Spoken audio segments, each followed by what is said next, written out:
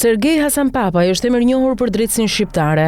Hasanpapaj dyshohet për vrasjen e Bledar Muçës, që njihej për lidhjet e tij të ngushta me klanin Çapja në Elbasan dhe konsiderohej si krau i djathtë i Erdian dhe Florence Çapjes. Ai sot është ekstraduar nga Belgjika në Shqipëri pasi akuzohet se i përfshirë në vrasjen e Bledar Muçës, krimi ndodhur më 22 janar 2022 në Arsterslar në Belgjik. Po kush është Bledar Muça? Prokuroria e posaçme zhvilloi një aksion më 25 nëntor 2024 në Elbasan, ku lëshoi 21 masa sigurie, 18 prej tyre arrest me burg. Një prej personave që spak lëshoi urdhëror arrest ishte edhe Sergej Hasanpapaj, i cili rezulton një emër i njohur për drejtësinë ndërkombëtare. Hasanpapaj rezulton të jetë arrestuar në vitin 2022 në Belgjik për vrasjen e Bledar Muçës. Ai u akuzua se kishte dhënë informacion dhe ndihmë logjistike që çoi në atentatin ndaj Muçës. Hasanpapaj u arrestua në aeroportin e Valencias në vitin 2024. Në fillim të vitit 2026 Belgjika vendosi ta ekstradonte Hasanpapajin për të përballur me drejtësinë. Ai u dërgua për gjykim në lidhje me rolin e tij në vrasjen e Muçës dhe lidhjet me grupet kriminale shqiptare që vepronin në Europë. Për vrasjen e Muçës, policia spanjolle vendosi në pranga një 43 vjeçar shqiptar, i cili mund të ketë qenë i përfshirë në krimin e ndodhur në Belgjik. Sipas mediave belge, shqiptari i identifikuar vetëm si Marcel D. akuzohet për vrasjen e ndodhur në vitin 2022 të Muçës. Policia spanjolle ka mundur të përgjojë 43 vjeçarin Marcel D në aeroportin e Valencias të premten, kjo pasi autoritetet kishin informacione se një person i kërkuar nga Belgjika do të mbërrinte me një fluturim nga Shqipëria. Pas uljes ai tentoi të kalonte kontrollin e pasaportës me dokumente false në bazë të gjurmëve të gishtrinjve, por u identifikua. Bledar Muça, 39 vjeçari me origjinë nga Peshkopia, lindur e rritur në Elbasan, që u ekzekutua në Anvers të Belgjikës.